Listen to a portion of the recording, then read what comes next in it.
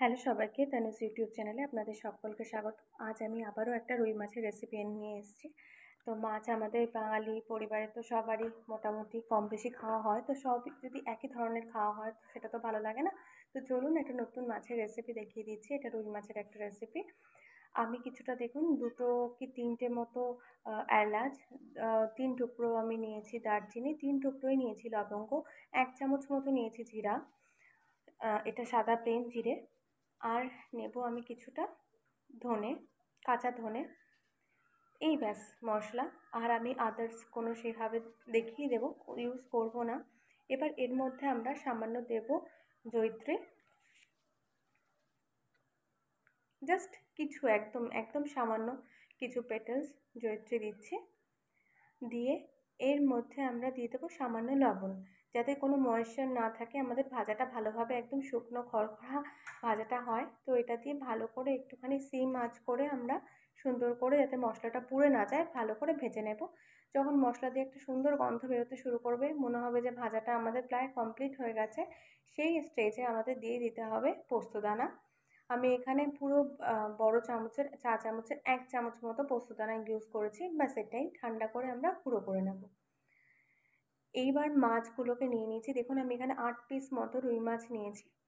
এর মধ্যে লবণ, হলুদ আর কিছুটা সরিষার তেল দিয়ে ভালো করে মাছটাকে মেখে নেব। তেল দেওয়ার কারণ একটাই, যাতে মাছের তেল ছিটে গায়ে না আসে। যদি মাছটাকে তেল দিয়ে ভালো করে মাখা হয়, মাছের গায়ে নুন হলুদগুলো ভালো করে মাখাও হয়, এই জন্যও অনেকে ব্যবহার করে। তো এইভাবেই ভালো করে মাছটাকে আমরা মেখে নিচ্ছি। মেখে 10 মিনিটের জন্য সাইডে রেখে দেব। এবার কড়াইতে একটা ভালো করে সর্ষের তেল গরম করে নেব। যতক্ষণ না ধোয়া ওঠা গরম হচ্ছে আমরা মাছ দেব না। আমার আগের একটু ভাজা তেল ছিল, মাছ ভাজারই তেল ছিল, সেটাই আমি একটু দিয়ে দিলাম। আমি সকালেই মাছ ভেজে দিয়েছিলাম, সেই তেলটাই ছিল, ভাবলাম দিয়ে দিই। তেলটাকে দেখুন ভালো করে ধোয়া উঠিয়ে গরম করে নেওয়ার পরেই আমি সাইড দিয়ে হালকা হালকা হাতে মাছগুলোকে ছেড়ে দিচ্ছি। তো আমি 4 পিস করে ভেজে নেব। ফার্স্টে 4 পিস দিয়েছি, এবার এটাকে লাল লাল করে এপিট ওপিট উল্টে ভেজে নেব। ভাজা কমপ্লিট হয়ে গেলে আমরা এটাকে তুলে নেব। তুলে নিয়ে ব্যাচ ওয়াইজ পরের ব্যাচের মাছগুলোকেও এইভাবে সেমভাবে ভেজে নেব লাল লাল করে। ভাজাটা আপনাদের কাছে আপনারা ঠিক কেমন পছন্দ করেন, কম বেশি সেইভাবে আপনারা ভেজে নেবেন। আমরা একটু কড়া মাছ ভাজা পছন্দ করি, তো আমরা কড়াই ভাজবো, কারণ আমরা তেলে অনেকক্ষণ জলের মধ্যে ফোটাই তাই। এবার দেখুন মশলাটা গুঁড়ো করা হয়ে গেছে আমাদের, যে জয়িত্রী সমস্ত কিছু মশলাটা করেছিলাম তাই না, ওই গরম মশলা, ওই সমস্ত মশলাটা হয়ে গেছে। এবার ওই সেম মিক্সির জারেই আমরা দিয়ে দিলাম একটুখানি আদা, 1 কোয়া মতো রসুন, আর 4-5টা কাঁচা পাকা লঙ্কা, আর অর্ধেক পেঁয়াজ। কারণ আমরা একটা গোটা পেঁয়াজ ইউজ করেছি, হাফ বেটে করব আর হাফ কুচনো করব ইউজ। এবার ওই তেলটাই গরম করে আমরা তার মধ্যে ফোড়নে দিয়ে দেবো কিছুটা সাদা জিরে। হ্যাঁ, তো আমি বলে দিচ্ছি আরেকবার, ঠিক করে ক্লিয়ার হলো না ব্যাপারটা। আমি 1 কোয়ার মতো আদা নিয়েছি, রসুন নিয়েছি 4-5 কোয়া মতো। এই এতটা মাছে, 8 পিস মাছে খুব বেশি রসুন দিলেও গন্ধ ভালো লাগে না অতটা, উগ্র গন্ধ। আর একটা পেঁয়াজের হাফ আমি ওখানে দিয়ে দিয়েছি পেস্টে, আর একটা পেঁয়াজের হাফ এই যে এখন ভাজা করতে বসিয়েছি, মানে এইভাবে ভেজে করছি। তো এই তেলটা গরম হলেই আমরা দিয়ে দেবো পেঁয়াজ। পেঁয়াজ দিয়ে খুব বেশি ভাজবো না, জাস্ট একটুখানি ব্রাউন ব্রাউন হলেই একটা টমেটো পেস্ট করে এর মধ্যে দিয়ে দেবো।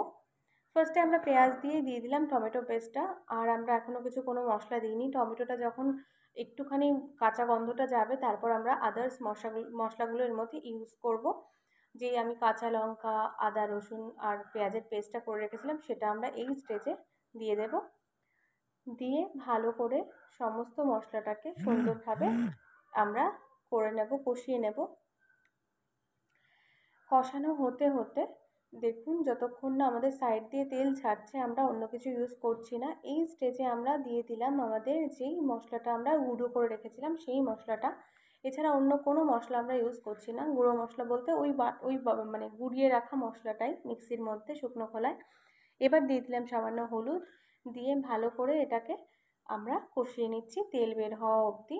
যতক্ষণ না আমাদের সমস্ত মশলা একত্রিত হয়ে তেল বেরোচ্ছে, ততক্ষণ আমরা এটাকে ভালো করে কষে নেব। দেখুন কষানোটা আমার মোটামুটি কমপ্লিট হয়ে গেছে। এবার আমরা 3 টেবিল চামচ মতো টক দই নিয়ে সেটাকে ওই মিক্সির জারের মধ্যেই ভালো করে একটু চালিয়ে নিয়ে, আঁচ একদম কমিয়ে আমি দইটাকে দিয়ে দিয়েছি। যাতে ফেটে না যায় আমাদের দইটা কড়াইতে দেওয়ার সঙ্গে সঙ্গে। এবার ওটাকে ভালো মতো একটু কষিয়ে নিয়ে এর মধ্যে লবণ দিয়ে দিলাম যাতে ছিটে না যায়। লবণ দিলে কখনোই একটা ছোট্ট টিপস, ছিটকে যাবে না। তো সেই জন্য লবণ দিয়ে দিলাম। মশলাটা এবার ভালো করে আরেকবারও সুন্দর করে হালকা হাতে আমরা কষে নেব। দেখুন সাইড দিয়ে তেলটা বেরোতে শুরু করে দিয়েছে সুন্দর করে। এই তেলটা যেই বেরোনো শুরু করে দেবে এরপরেই আমরা হয়তো রুম টেম্পারেচারে রাখা জল ইউজ করব, না হয় আমরা গরম জল ইউজ করব। দুটোতেই রান্না ভালো হয় যদি ভালো করে ফুটিয়ে নেওয়া হয় সেই ঝোলটাকে আবার তাতে। তো আমাদের পরিমাণ মতো আমরা জল দিয়ে নিচ্ছি। ঠিক কতটা ঝোল আপনারা পছন্দ করবেন সেই হিসাবে জল দেবেন। আমি একটু ঝোল বেশি ফোটাই যাতে তরকারি টেস্ট হয়, যেহেতু মাছটা বেশি করে ভাজি সেই জন্য। তো আমি একটু বেশি ঝোলই দিয়ে দিয়েছি। ঝোলটা দেখুন ফুটে উঠেছে। এবার একটু ধনেপাতার ডাঁটিগুলো দিয়ে দিয়েছি। মানে আমি কিছু ধনেপাতা কুচি নিয়েছিলাম, তার যে ডাঁটিগুলো ছিল শক্ত দিকটা সেটা আগে দিয়ে দিলাম। এবার কিছু কাঁচা পাকা লঙ্কা দিয়ে দিলাম আর মাছ ভেজে রাখা মাছগুলোকে দিয়ে দিলাম। মানে সবসময় যখন মাছের ঝোল ফুটে উঠবে তখনই মাছগুলো দেওয়ার নিয়ম, তাতে ভালো হয় রান্না, টেস্ট লাগে। এবার মাছগুলো দিয়ে আমরা ভালো করে একটুখানি নেড়ে নেব সুন্দর করে।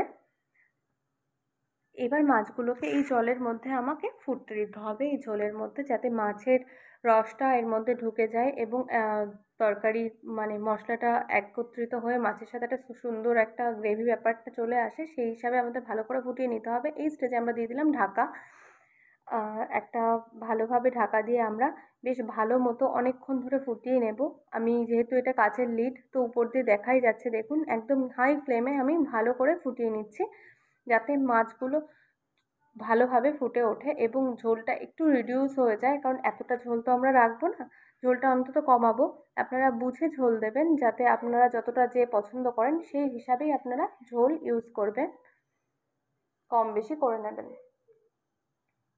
তো আমি ঝোল দিয়ে দিয়ে ভালো করে ফুটতে দিয়েছি। তো ফোটাটা প্রায় হয়ে যখন যাবে তখন আমরা ঢাকনাটাকে হটিয়ে দেব। তো আমার অনেকক্ষণ ধরেই ফুটছে। এবার আমি ঢাকনা সরিয়ে আপনাদের দেখাই কী অবস্থা।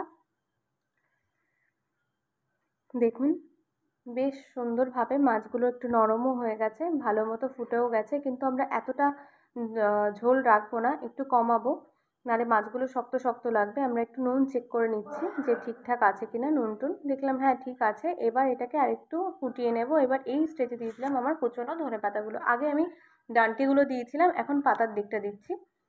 প্রথম অবস্থায় আমি শক্ত দিকটা দিয়ে নিয়েছিলাম। এবার দেখুন ঝোলটা অনেকটা কমে গেছে। এই অবস্থায় আমরা মাছগুলোকে নামিয়ে দেব। বেশ মাখা মাখা একটা ব্যাপার হয়েছে, না খুব গাঢ় না খুব পাতলা। এরকম পরিস্থিতিতেই আমরা মাছটাকে, গ্যাসের ফ্লেমটাকে বন্ধ করে দিলাম। দেখুন মাছটা আমার কমপ্লিট হয়ে গেছে। তো করে দেখবেন এবং আমাকে কমেন্টে জানাবেন অবশ্যই যে আপনাদের রেসিপিটা কেমন লাগলো। আশা করি ভালো লাগবে। তো পরবর্তী অন্য কোনো রেসিপি নিয়ে আপনাদের সঙ্গে দেখা হলো। আর পাশে থাকার